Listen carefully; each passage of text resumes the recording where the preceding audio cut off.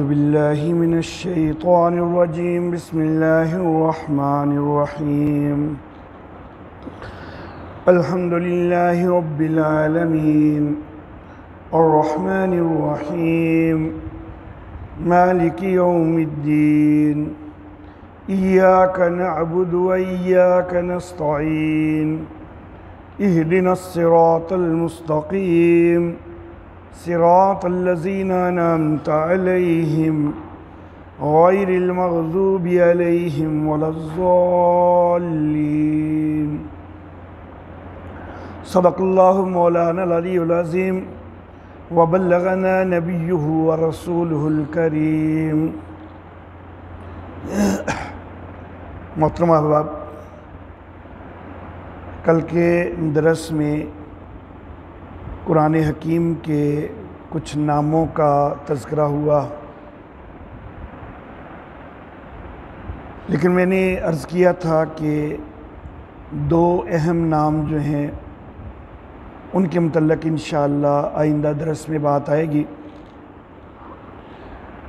वो जो दो अहम नाम हैं उनमें एक है तालीमुल मसला और इसी का दूसरा अंदाज़ सूरतुस सवाल भी कहा जाता है इस सूरत को, और सूरतुद्दुआ भी कहा जाता है। और दूसरा अहम नाम है उम्मुल किताब, और इसी का दूसरा अंदाज़ उम्मुल कुरान भी है।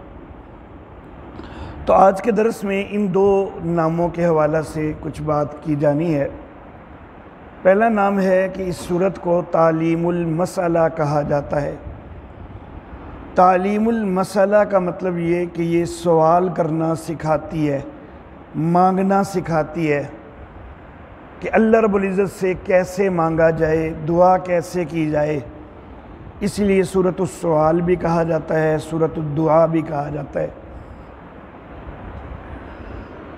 अब जिस वक़्त ये सवाल करने को सिखा रही है तो फिर इस नाम की वजाहत के लिए हमें आयात मुबारका के मफ़हूम पर नज़र करना होगी कि किस तरह ये सिखाती है कि सवाल कैसे किया जाए। तो अल्लाह रब्बुल इज़्ज़त इब्तिदा फरमाते हैं कि अल्हम्दुलिल्लाहि रब्बिल आलमीन, सब तारीफ़ें अल्लाह के लिए हैं कि जो जहानों का रब है। इस आयत मुबारका में अल्लाह रब्बुल इज़्ज़त की तारीफ़ भी हुई और तारीफ़ का ये अंदाज़ इख्तियार हुआ कि अल्लाह रब्बुल इज़्ज़त के इख्तियार का भी तज़किरा हुआ कि वो जहानों का रब है। रब कहते हैं पालनहार को, परवरिश करने वाले को, और परवरिश करने वाला जो होता है वो सारे इंतज़ामात किया करता है। एक बाप जब अपनी औलाद की परवरिश कर रहा है तो उसकी पूरी कोशिश यही होगी कि मैं उसके किसी भी इंतज़ाम से गाफिल नहीं हूँ, उसके सारे इंतज़ामात करूँ, उसके खाने पीने का, उसके आराम का, उसकी तालीम का, उसकी तरबियत का हर इंतज़ाम करना चाहता है बाप। तो सही परवरिश तभी है कि सारे इंतज़ाम किए जाएं। और ये बाप जो है ये तो मजाजी तौर पर परवरिश करने वाला है, ये तो परवरिश करने का एक सबब है। हकीकी परवरिश करने वाला तो मेरा अल्लाह है, और वो सिर्फ हमारी नहीं बल्कि सारी कायनात की, सारी मखलूक़ात की, सारे जहानों की परवरिश करने वाली हस्ती है।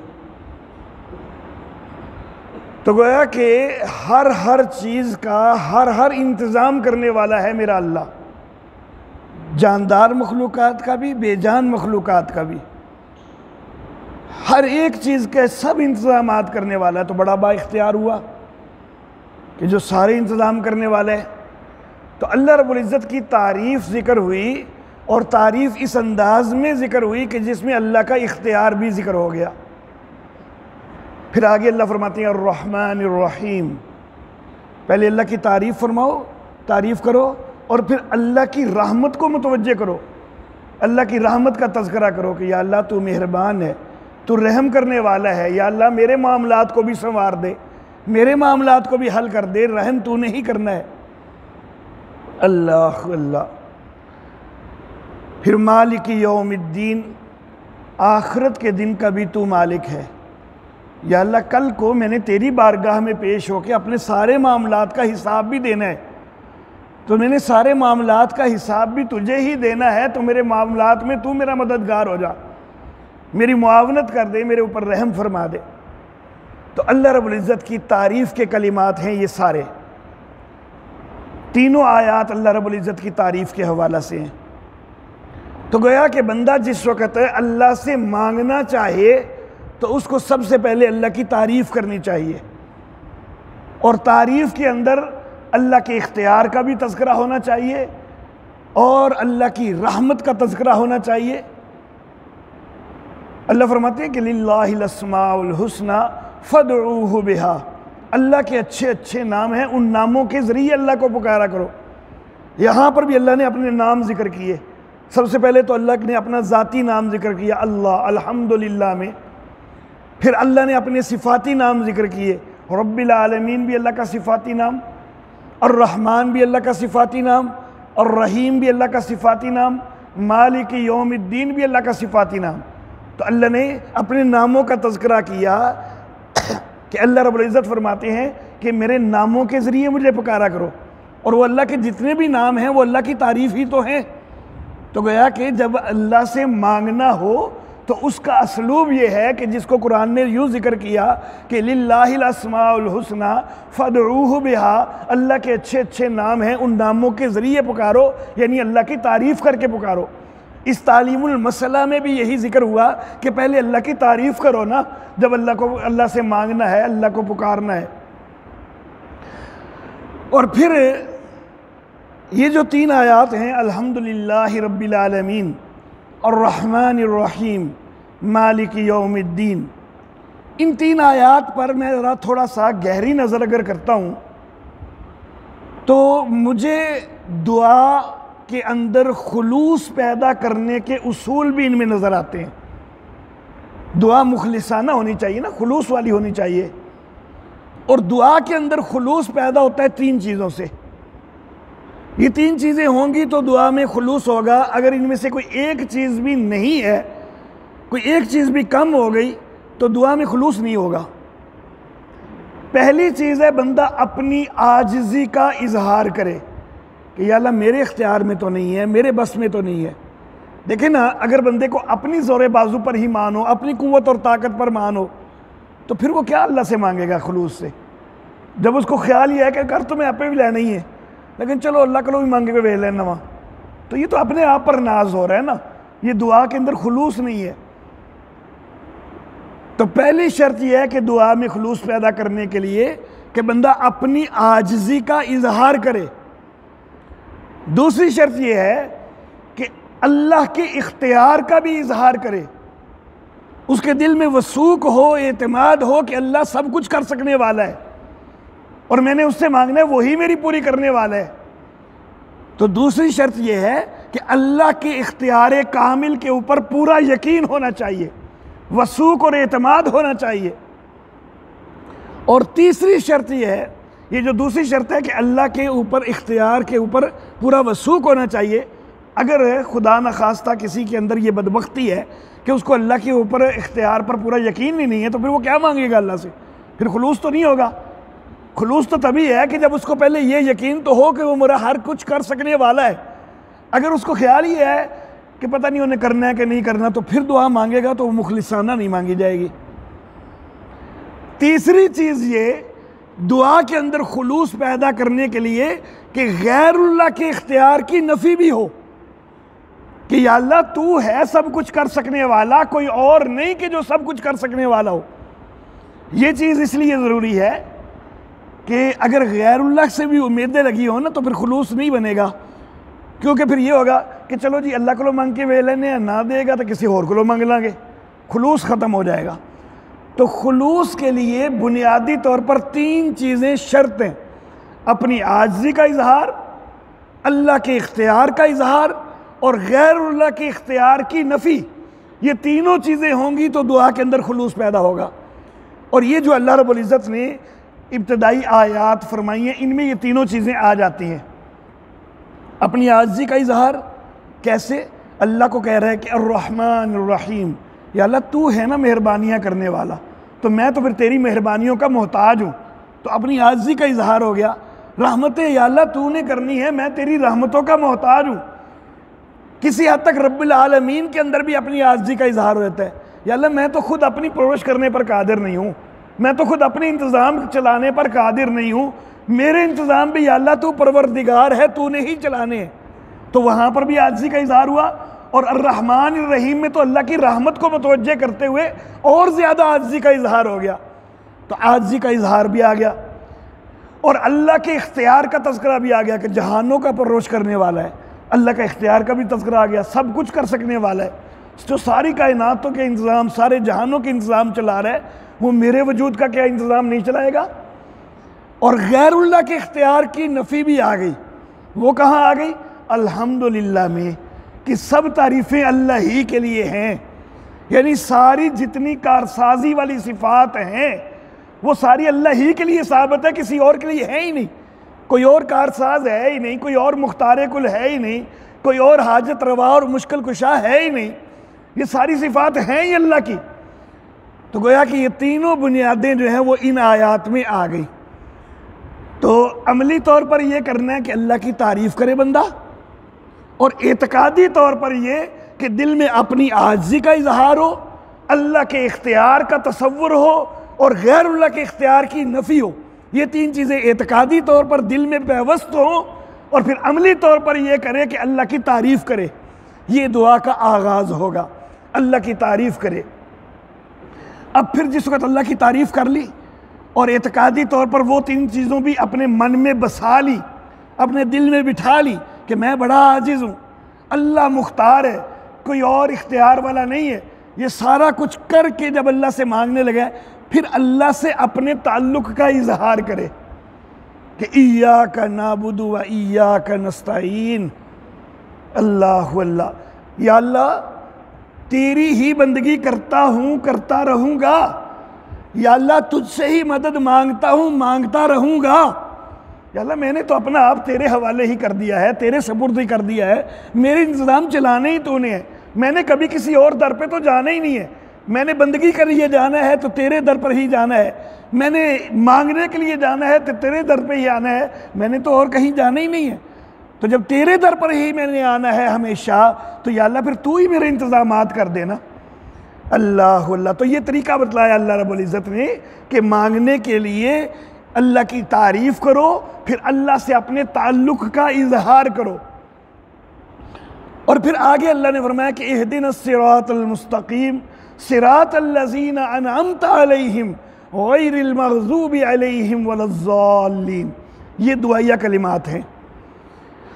ये दुआया कलिमात जो यहाँ ज़िक्र हुए हैं, सिखाना दुआ का तरीका था, तो साथ बीच में दुआ भी जिक्र कर दी। सिखाना तो था दुआ का तरीका, ठीक है, और तरीके की तो वो पहली 4 आयतों के अंदर वो तरीके वाला मामला तो हो गया। लेकिन फिर आगे अल्लाह ये भी सिखाना चाहते हैं कि जब अल्लाह से मांगना है ना, तो अल्लाह से आला मांगा करो। कि देखो ना, इंसानियत के लिए सबसे आला जो चीज़ है मांगने के लिए, वो ये है कि इंसान सिराते मुस्तकीम पर कायम हो जाए। ये सबसे बड़ी चीज़ है इंसान के मांगने के लिए। तो जब तुम अल्लाह की बारगाह में आओ तो मांगो, तो फिर आला चीज़ मांगो। तो यहाँ पर इस दुआ का जिक्र करके तो इस चीज़ का इजहार कर दिया, इसमें भी तालीम आ गई कि मांगना है तो फिर अल्लाह से आला मांगो। अल्लाह अल्लाह। तो मेरे मोहतरम अहबाब, तालीमुल मसला के हवाले से ये चंद बातें मैंने गुजारिश कर दी। अगरचे तफसीलात तो बहुत ज़्यादा जिक्र की जा सकती हैं, लेकिन बड़ा इख्तिसार करते हुए जो है वो मैंने चंद बातें की हैं। अब आते हैं इसका दूसरा नाम जिसका आज वादा किया गया था, वो है उम्मुल किताब। उम्मुल किताब भी कहते हैं, उम्मुल कुरान भी कहते हैं। अल्लाह अल्लाह। और ये उम्मुल किताब के लफ्ज़ की वजह से बहुत सारे उलमा मुख्तलिफ तौजीहात करते रहे कि किस तरह ये उम्मुल किताब है। मैं यहाँ पर एक ज़िक्र करना चाहूँगा कि जो मौलाना हुसैन अली रहमहुल्लाह ने मौलाना रशीद अहमद गंगोही रहमहुल्लाह की निस्बत से एक चीज़ ज़िक्र की है कि मौलाना रशीद अहमद गंगोही रहमहुल्लाह वो किस तरह उम्मुल किताब की तफसीर किया करते थे कि ये सूरह फातिहा जो है ये उम्मुल किताब है। मौलाना रशीद अहमद गंगोही रहमहुल्लाह की क्या ताबीर थी इस मामला में, मैं वो जिक्र करना चाहूँगा। और दूसरी खुद मौलाना हुसैन अली व बिचरवी की अपनी ताबीर वो जिक्र करना चाहूँगा। मैं ये दो चीज़ें जिक्र करना चाहूँगा। उम्मुल किताब या उम्मुल कुरान, इसका मतलब ये है कि जितने भी पूरे कुरान हकीम में मज़ामीन हैं, ये सूरह फातिहा जो है ये उन सारे मज़ामीन को जामे है। वो सारे मज़ामीन इख्तिसार के साथ इस सूरह फातिहा के अंदर भी आ गए हैं। तो इसलिए ये उम्मुल किताब है, उम्मुल कुरान है। असासुल किताब का लफ्ज़ पीछे गुज़श्ता दर्स में मैंने जिक्र किया, वो भी इसके इसी माना में आता है कि कुरान की बुनियाद है। सारे मज़ामीन इसके अंदर आ चुके हैं। सूरतुल कंज़ की भी एक ताबीर मैंने ये की थी कि मज़ामीन का समुंदर है, तो सारे मज़ामीन इसमें आ जाते हैं। अल्लाह अल्लाह। मौलाना शबीर अहमद उस्मानी रहमहुल्लाह वो फरमाते हैं कि पूरे कुरान हकीम के ऊपर अगर गौर किया जाए ना तो हमें 6 किस्म के मज़ामीन मिलते हैं। एक मिलता है तौहीद का ज़िक्र, दूसरा रिसालत का ज़िक्र, तीसरा क़यामत का ज़िक्र, चौथा अहकाम है कि क्या बंदे ने करना है, अहकाम का ज़िक्र है, पांचवा है मानने वालों के हालात कि उनको क्या मिलेगा, उनका अजर क्या होगा, और छठा है ना मानने वालों के हालात कि उनको सज़ा क्या होगी। तो पूरे कुरान पाक पे गौर कर लेना तो कोई आयत तौहीद के मतलब मिलेगी, कोई रिसालत के मतलब मिलेगी, कोई क़यामत के मतलब मिलेगी, किसी में कोई हुक्म ज़िक्र हो रहा होगा, किसी में कोई मानने वालों के ऊपर किसी नेमत का ज़िक्र हो रहा होगा, और किसी में ना मानने वालों पर कोई सज़ा का तज़किरा हो रहा होगा, खा दुनियावी हो या आखिरत की हो, किसी पकड़ का तज़किरा हो रहा होगा। तो सारे मज़ामीन जो पूरे कुरान पाक के हैं उनका खुलासा ये 6 चीज़ें हैं। और वो फरमाते हैं कि ये 6 की 6 चीज़ें जो हैं सूरतुल फातिहा के अंदर मौजूद हैं। अल्हम्दुलिल्लाह, सब तारीफ़ें अल्लाह ही के लिए हैं। तो गोया कि सारी तारीफ़ें, कारसाजी के सारे इख्तियारात वगैरह सब अल्लाह के लिए, गैरुल्लाह की इख्तियार वगैरह की नफ़ी हो गई। तौहीद का तज़किरा हो गया। तौहीद का तज़किरा रब्बिल आलमीन में भी वाज़े है, सारे जहानों की रबूबियत वो करने वाला है तो फिर बंदगी उसी की होनी चाहिए। और रहमान रहीम, रहमतें करने वाला वो है तो बंदगी उसी की होनी चाहिए। आखिरत के दिन का मालिक भी वो है तो फिर बंदगी उसी की होनी चाहिए, उसी के सामने जब जवाबदेह होना है। तो ये सारी आयतें तौहीद का इजहार कर रही हैं। और फिर इय्याका नाबुदु, उसमें भी नाबुदु से पहले इय्याका ला के उसमें भी हसर का माना पैदा कर दिया कि या अल्लाह हम बंदगी तेरी ही करते हैं, किसी और की नहीं करते। और इय्याका नस्तईन, मदद भी तुझसे ही मांगते हैं, किसी और से नहीं मांगते। ये सारी तौहीद ही तौहीद है। और फिर इहदिनस सिरातल मुस्तकीम, तो सिरात मुस्तकीम भी तौहीद ही है। और फिर इनाम याफ्ता लोगों का रास्ता, वो यही तौहीद वाला रास्ता ही था। तो ये सारी सूरह फातिहा के अंदर तौहीद तो बड़ी वाज़े है। उसके बाद रिसालत का भी जिक्र है इसमें। अल्लाह फरमाते हैं रब्बिल आलमीन, वो जहानों की रबूबियत करने वाला है। एक है रबूबियत जिस्मानी और एक है रबूबियत रूहानी। तो मेरा अल्लाह सिर्फ जिस्मानी रबूबियत करने वाला नहीं है, मेरा अल्लाह रूहानी रबूबियत करने वाला भी है। तो जब रूहानी रबूबियत करने वाला भी है तो उसके लिए अल्लाह रब्बुल इज़्ज़त ने इंसानों की अरवाह को, रूहों को पाक करने के लिए, उनका तज़किया करने के लिए रिसालत का सिलसिला कायम फरमाया है। तो ये इंसान की रूहानी तरबियत के लिए ये सिलसिला है। अल्लाह अल्लाह। और इसी तरह अल्लाह ने फरमाया कि सिरात अल्लज़ीना अनअमता अलैहिम, कि रास्ता उन लोगों का या अल्लाह जिन पर तेरा इनाम हुआ है। और फिर हम खुद कुरान से ही पूछते हैं कि इनाम किन पर हुआ है, तो अल्लाह फरमाते हैं कि अनअमल्लाहु मिनन नबिय्यीना वस्सिद्दीक़ीना वश्शुहदाए वस्सालिहीन।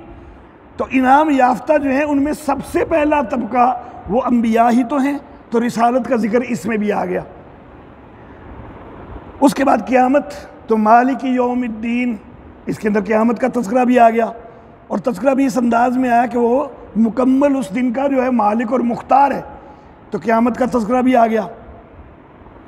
उसके बाद अहकाम, तो इहदिन सिरातल मुस्तकीम, या अल्लाह हमें सीधे रास्ते की हिदायत दे दे, या वो अहकाम हमें बता दे कि जिन पर चलना दुरुस्त है, और वो चीज़ें भी कि जिनसे हमें बचना है, जिनसे बाज रहना है।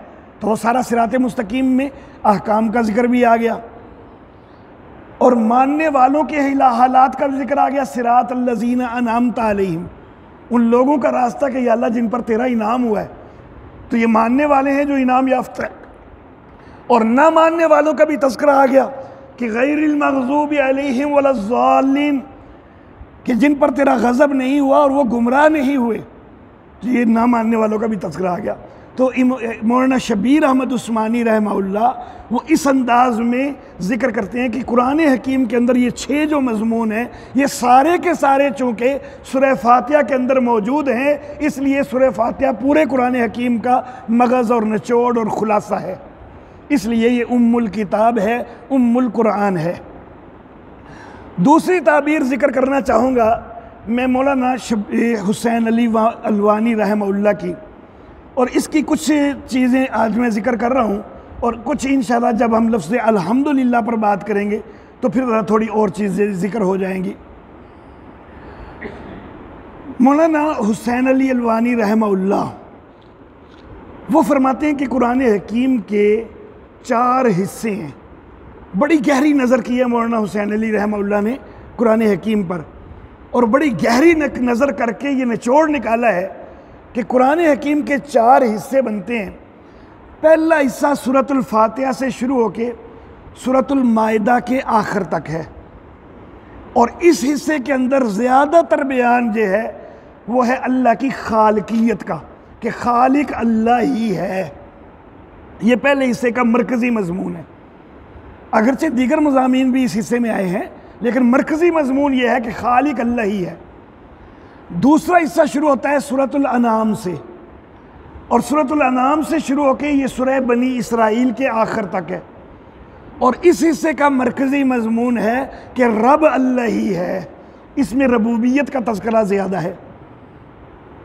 उसके बाद तीसरा हिस्सा शुरू होता है सूरतुल कहफ से, तो सूरतुल कहफ जो है वहाँ से शुरू होकर ये सूरतुल अहज़ाब के आखिर तक जाता है, और इस तीसरे हिस्से का मरकज़ी मज़मून है कि दुनिया के अंदर मालिक और मुख्तार अल्लाह ही है, दुनिया का हाकिम अल्लाह ही है, अहकमुल हाकिमीन वो अल्लाह ही है। और फिर आखिरी हिस्सा सूरह सबा से शुरू होता है और वो सूरह नास तक जो है वो जाता है, और उस हिस्से का मरकज़ी मज़मून ये है कि आखिरत का मालिक भी अल्लाह है। जिस तरह दुनिया का मालिक अल्लाह है, उस तरह आखिरत का मालिक भी अल्लाह ही है। तो ये 4 मज़मून हैं पूरे कुरान हकीम के जो मरकज़ी मज़ामीन हैं, खालिक अल्लाह ही, रब अल्लाह ही, मालिक फ़िल दुनिया अल्लाह ही, और मालिक फ़िल आखिरत अल्लाह ही। अल्लाह अल्लाह। यहाँ पर एक चीज़ में अपने ज़ौक़ के मुताबिक वो यहाँ पर एक इजाफ़ा करने लगा हूँ। मौलाना हुसैन अली रहमहुल्लाह की बात के दरमियान में मैं एक थोड़ा सा इजाफ़ा अपने ज़ौक़ के मुताबिक करने लगा हूँ।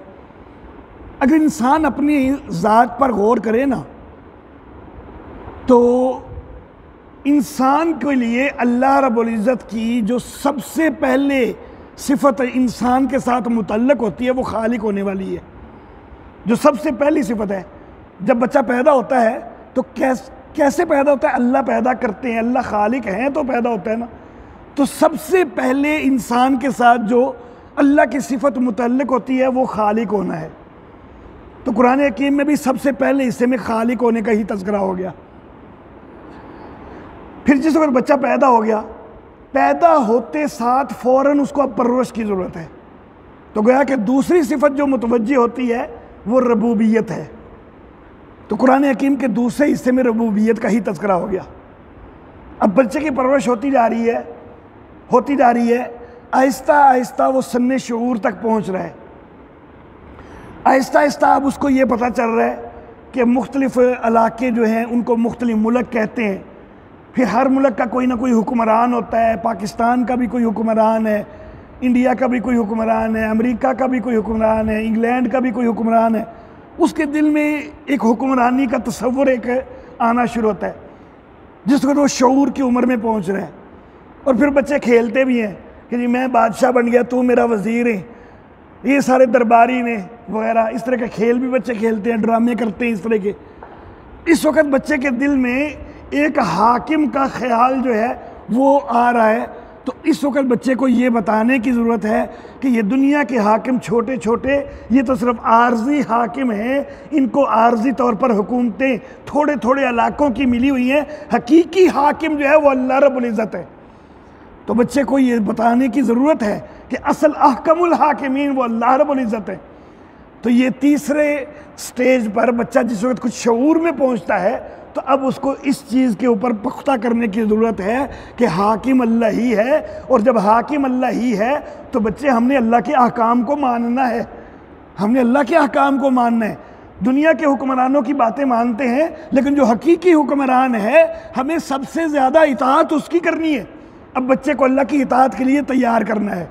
अभी वो बालिग नहीं हुआ, जब बालिग नहीं हुआ तो अभी शरई तौर पर मुकल्लफ तो नहीं है, लेकिन उसको तैयार ज़रूर करना है अभी से।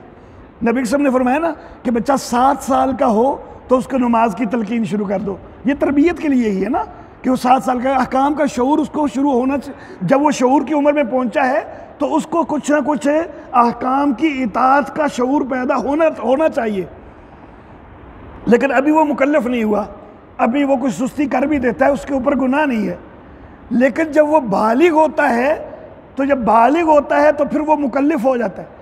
अब उसके ऊपर पक्का करना है उसको कि भाई तुमने आखिरत में जवाब दे भी तो होना है ना। जब आखिरत में जवाब दे होना है तो फिर अब तुमने इबादात और अहकाम वगैरह की तरफ, मामलात की तरफ पूरी तवज्जो करनी है। पहले तो सिर्फ तुझे सिखाया जा रहा था, अब तेरी ये जिम्मेदारी बन चुकी है और इस जिम्मेदारी का तूने आखिरत में जवाब दे होना है। तो ये होता है बलूगत के वक़्त। तो गोया कि सबसे पहले इंसान के साथ अल्लाह की सिफत मुतल्लक होती है खालिक होने वाली, तो अल्लाह ने पहले हिस्से में इसका तज़किरा कर दिया। फिर आगे अल्लाह की सिफत मुतल्लक होती है रब होने वाली, तो अल्लाह ने इसका जिक्र कर दिया। फिर बच्चे को ये शऊर देने की ज़रूरत है कि अल्लाह हुक्मरान है, उसकी इताअत करनी है। तो फिर मालिक फिर दुनिया का तज़किरा कर दिया तीसरे हिस्से में। और फिर आखिर पे उसको ये पक्का करना है कि भाई आखिरत में जवाबदेह भी होना है, तो आखिरी हिस्से में मालिक फिल आखिरत का जिक्र फरमा दिया। तो ये इंसान की ज़िंदगी के मुख्तलिफ स्टेज के मुताबिक जो है अल्लाह रब्बुल इज़्ज़त ने कुरान हकीम में भी तरतीब रखी है। अब दोबारा आता हूँ मैं मौलाना हुसैन अली रहमहुल्लाह की बात की तरफ। ये दरमियान में अपने ज़ौक़ के मुताबिक मैंने कुछ इजाफा किया। तो मौलाना हुसैन अली रहमहुल्लाह कहते हैं कि ये जो 4 मरकज़ी मज़ामीन हैं 4 हिस्सों के, ये चारों सूरह फातिहा में मौजूद हैं। इसलिए सूरह फातिहा जो है पूरे कुरान हकीम का खुलासा है। सबसे पहले खालिक का तज़किरा मौजूद है। कैसे मौजूद है? अल्लाह फरमाते अल्हम्दुलिल्लाह, सब तारीफ़ें अल्लाह के लिए हैं। ये जो लफ्ज़ अल्लाह है ना, ये अल्लाह का ज़ाती नाम है। बाकी नाम जो है वो सिफ़ाती हैं, लेकिन बाज़ औक़ात ज़ाती नाम लेकर कोई सिफत मुराद होती है और ख़ास तौर पर वस्फ़े मशहूर मुराद होता है। और अल्लाह रब्बुल इज़्ज़त का जो वस्फ़े मशहूर है ना, वो खालिक होना है। देखें, एक जुमला इस्तेमाल किया जाता है, अरबी में भी करते हैं कि लिकुल्ल फ़िरऔन मूसा। उर्दू में भी अब करते हैं कि हर फ़िरौन के लिए मूसा होता है। अब लफ्ज़ हमने फ़िरौन बोला है, लेकिन मुराद क्या हमारी फ़िरौन ही होता है सिर्फ, बल्कि मुराद होता है हर ज़ालिम। तो फ़िरौन के वस्फ़े मशहूर है वो ज़ालिम है। तो लफ्ज़ तो हमने बोला फ़िरौन, लेकिन मुराद लिया उसकी वस्फ़े मशहूर कि भाई हर ज़ालिम के लिए। और आगे मूसा से मुराद हमने क्या लिया, उसके मुकाबला आने वाला भी कोई होता है, उसका मुँह बंद करने वाला भी कोई होता है, उस पर गालिब आने वाला भी कोई होता है। तो मूसा से क्या हमने मुराद ले लिया? ज़ालिम के मुकाबला आने वाला। तो नाम तो हमने लिए हैं, लेकिन मुराद क्या लिए इस जुमले में? वस्फ़े मशहूर मुराद ले लिए। तो इसी तरह अल्लाह का नाम यहाँ पर लिया अल्लाह ने कि सब तारीफ़ें अल्लाह के लिए हैं, और आगे मुराद यहाँ पर अल्लाह के नाम से अल्लाह का वस्फ़े मशहूर अगर ले लिया जाए, क्योंकि ये वो वصफ़ है कि जिसका दुश्मन भी इकरार करता है। जो मुशरिक है वो भी, मुशरिक भी जो है खालिक अल्लाह ही को कहता है। उससे पूछे ना आसमानों को किसने बनाया, ज़मीन को किसने बनाया, तो क्या वो बीड़ी वाले बाबे का नाम लेगा? आसमानों को बनाने के लिए? क्या वो दाता दरबार का नाम लेगा? क्या वो पाक पतन का नाम लेगा? नहीं, यहाँ पर कहेगा वही खालिक तो अल्लाह ही है। जो मक्का का मुशरिक था वो भी खालिक होने में लात, मनात, उज़्ज़ा, हुबल के नाम नहीं लेता था। जब उससे सवाल हो कि खालिक कौन है, यहाँ जवाब यही होता था कि भाई खालिक तो अल्लाह ही है। अल्लाह अल्लाह, तो सारी कायनात का खालिक अल्लाह है। तो जब अल्लाह का अल्हम्दुलिल्लाह में इस सिफत का जिक्र हो गया, खालिक होने का तज़किरा हो गया, रब्बिल आलमीन में रबूबियत का तज़किरा बड़ा वाज़ेह है। अर्रहमान अर्रहीम के अंदर दुनिया के अंदर मालिक होने का तज़किरा है कि दुनिया के अंदर उसी की रहमतों से तो हम सब चल रहे हैं। ये सारा निज़ाम ही उसकी रहमतों से ही तो कायम है। अगर वो रहमतें ना करे, ये सारी कायनात का निज़ाम तो ख़त्म हो जाए। तो वो रहमतें वाला है, तो वो दुनिया के अंदर रहमतें करके दुनिया का निज़ाम चला रहा है। तो मालिक फिर दुनिया का जिक्र हो गया अर्रहमान अर्रहीम में। और मालिक फिल आखरत का तज़किरा मालिक यौमिद्दीन में बड़ा वाज़ेह है कि वो आखरत का भी मालिक है। तो चार जो मज़ामीन हैं, चारों इसके अंदर आ गए। अल्लाह अल्लाह। अब यहाँ पर ये तो बात होगी मौलाना हुसैन अली रहमहुल्लाह की। मौलाना हुसैन अली रहमहुल्लाह इसी के ज़िमन में फिर मज़ीद ज़िक्र करते हैं कि हज़रत अब्दुल्ला इब्न अब्बास रज़ी अल्लाह ताला अन्हुमा का एक कौल है कि लिकुल्लि शैइन लुबाबुन व लुबाबुल कुरान हवामीम, कि हर चीज़ का एक लुबाब होता है, मगज़ होता है, और कुरान हकीम का मगज़ जो है वो हवामीम है, यानी वो सूरतें कि जो हामीम के लफ्ज़ से शुरू होती हैं। अब हामीम के लफ्ज़ से जो शुरू होने वाली सूरतें हैं ना, सूरत नंबर 40 से शुरू होती हैं, जहाँ पर सबसे पहले हामीम है। इसको हामीम मोमिन कहते हैं और इसको सूरह गाफिर भी कहते हैं। और इससे पहले 39वें नंबर पर जो है वो सूरह ज़ुमर है। सूरह ज़ुमर जो है ये हवामीम के लिए यूँ समझे कि जैसे मबदा है। सूरह ज़ुमर खुद हामीम से नहीं शुरू होती, इससे अगली सूरतें हामीम से शुरू होती हैं, ये हामीम से नहीं शुरू होती, लेकिन ये उनके लिए मबदा है। कैसे मबदा है? मबदा इस तरह है कि जो सूरह मोमिन है उसके अंदर मरकज़ी मज़मून उसकी आयत नंबर 14 के अंदर आता है कि फ़दउल्लाह मुखलिसीन लहुद्दीन, अल्लाह को पुकारने, दीन को उसी के लिए खालिज करते हुए। और ये जो मरकज़ी मज़मून है सूरह मोमिन का, अगली सारी हवामीम में इसी मज़मून को अगली हवामीम में भी बयान किया गया। इसी के दलाइल अगली हवामीम में भी आ रहे हैं। तो गोया कि हवामीम सारियों का मरकज़ी मज़मून ये है कि पुकारना अल्लाह को है। और ये जो मरकज़ी मज़मून है ना, इस मरकज़ी मज़मून का इब्तदाई हिस्सा सूरह ज़ुमर में आया है। सूरह ज़ुमर की आयत नंबर 2 है, वहाँ पर अल्लाह फरमाते हैं कि फ़ाबुदिल्लाह मुखलिसन लहुद्दीन, बंदगी अल्लाह की करनी है उसी के लिए दीन को खालिज करते हुए। तो यहाँ बंदगी का तज़किरा हुआ, वहाँ पुकारने का तज़किरा हुआ। तो ये बुनियाद है, ये मबदा है। और इस मबदे के बाद आगे वो हवामी में सबा जो हैं वो लुबाबुल कुरान हैं, पूरे कुरान का मगज़ है। अब ये जो चीज़ है, सूरह ज़ुमर का मरकज़ी मज़मून कि बंदगी अल्लाह ही की करनी है, और हवामीम का मरकज़ी मज़मून कि मांगना अल्लाह ही से है। और ये दोनों मज़मून जो हैं, जो पूरे कुरान का खुलासा हुए हज़रत अब्दुल्ला इब्न अब्बास के कौल के मुताबिक, ये दोनों मज़ामीन जो हैं ये इय्याका नाबुदु व इय्याका नस्तईन में आ गए। अल्लाह अल्लाह। तो गया कि इय्याका नाबुदु व इय्याका नस्तईन जो है ये फिर सूरह फातिहा का भी खुलासा बन गया, क्योंकि इसके अंदर भी पूरे कुरान का खुलासा आ जाता है। सूरह फातिहा भी पूरे कुरान का खुलासा है, और सूरह फातिहा की ये वाली आयत जो है ये भी एक लिहाज से पूरे कुरान का खुलासा है। अल्लाह अल्लाह। और हज़रत अब्दुल्ला इब्न मसूद रज़ी अल्लाह ताला अन्हु वो फरमाते हैं कि सिर्रुल कुरान अल फातिहा, तो कुरान का भेद है सूरतुल फातिहा। व सिर्रुल फातिहा इय्याका नाबुदु व इय्याका नस्तईन, और जो फातिहा का भी आगे भेद है तो वो है इय्याका नअबुदु व इय्याका नस्तईन। तो गोया कि हज़रत अब्दुल्लाह इब्न मसूद के कहने के मुताबिक भी सूरह फातिहा का भी मगज़ और निचोड़ हो गया इय्याका नअबुदु व इय्याका नस्तईन। तो पूरे कुरान हकीम का खुलासा सूरह फातिहा, और सूरह फातिहा का खुलासा हो गया इय्याका नअबुदु व इय्याका नस्तईन। अब यहाँ पर एक बात मैं अपने ज़ौक़ के मुताबिक फिर मज़ीद करना चाहूँगा, एक इजाफ़ा करना चाहूँगा यहाँ पे। अल्लाह अल्लाह, सूरह फातिहा की जितनी 7 आयतें हैं ना, उनमें नंबरिंग के लिहाज से भी ये दरमियान में है, इय्याका नअबुदु व इय्याका नस्तईन। 3 आयतें पहले, 3 बाद में, ये बिल्कुल दरमियान में है, चौथी आयत। पहली 3 पर गौर करें तो उनमें क्या है, अल्लाह की तारीफ़ है। बाद वाली 3 पर गौर करें तो उनमें क्या है, अल्लाह से दुआ है। बंदे ने क्या करना है, बंदा खुद क्या करेगा, अल्लाह की तारीफ़ें तो हो गई, अल्लाह की तारीफ़ें हो गई और अल्लाह से मांगना हो गया, लेकिन बंदे ने अमल क्या करना है।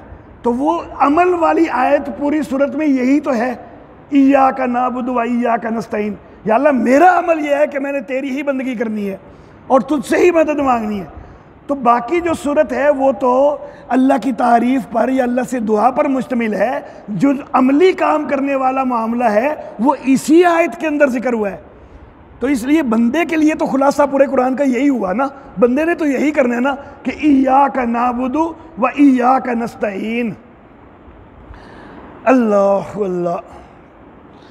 अब फिर ये जो इय्याका नअबुदु है, या अल्लाह हम तेरी ही बंदगी करते हैं और करते रहेंगे, और इय्याका नस्तईन, या अल्लाह हम तुझसे ही मदद मांगते हैं और मांगते रहेंगे, इनमें भी दूसरा जुमला पहले जुमले की तफसीर कर रहा है।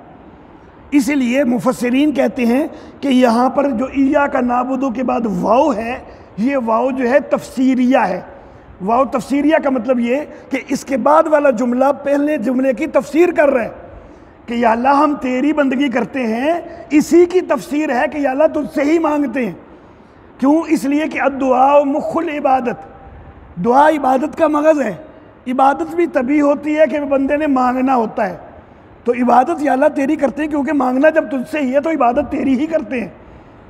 अल्लाह अल्लाह। और दूसरी रिवायत में तो अद्दुआ मुखुल इबादत से भी आगे बढ़ के ये लफ्ज़ भी है कि अद्दुआ हुवल इबादत, कि दुआ ही तो इबादत है, असल इबादत है ही दुआ। तो इय्याका नअबुदु में इबादत का तज़किरा हुआ और उसके बाद उसी की तफसीर हो गई कि जो असल इबादत है वो दुआ है, पुकार है।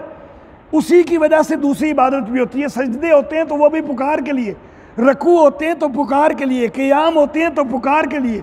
बंदे ने कुछ तलब करना है, कुछ मांगना है, उसके दिल में कुछ तड़प है।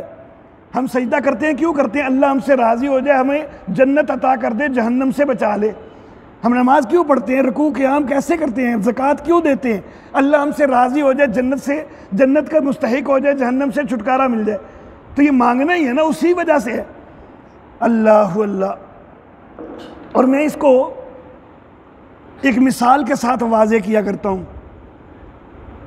एक कॉलेज का स्टूडेंट है, उसको हम कहते हैं आओ भाई नमाज पढ़ जी, इन्नी तो पढ़ाई है, वक्त ही नहीं मिलता, 5 वक्त कौन जड़ा मस्जिद जाता रहे, पढ़ाई का बोझ इन्ना है, ट्यूशन भी जाना होंदा है, अकैडमी भी जाना होंदा है, होमवर्क भी करना होंदा है, कई मसले होंदे ने, घर दे कई काम भी नहीं, वक्त ही नहीं मिलता जी।